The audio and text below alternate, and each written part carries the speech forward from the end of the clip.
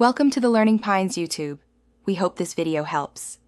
You start by immediately taking space away. Close the gap and lock an underhook on your preferred side so they cannot posture. Once done, grab a collar tie or cupping grip to control head movement and break their posture. Make sure to bend your knees and drop your hips about 20 to 30 degrees to load leg drive.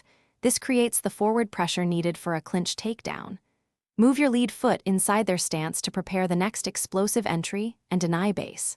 You must off-balance them before committing to avoid a scramble. Push the forehead or chest, then pull with the underhook to make weight shift predictable.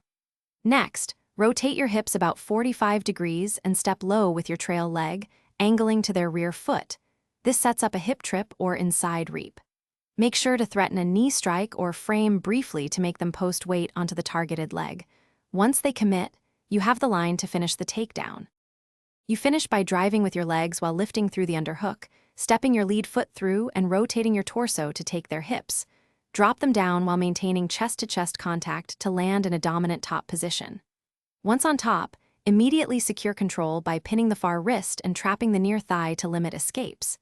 If they sprawl or block the entry, don't force it. Circle off. Repummel for underhooks, regain position, and repeat the same committed. Explosive entry.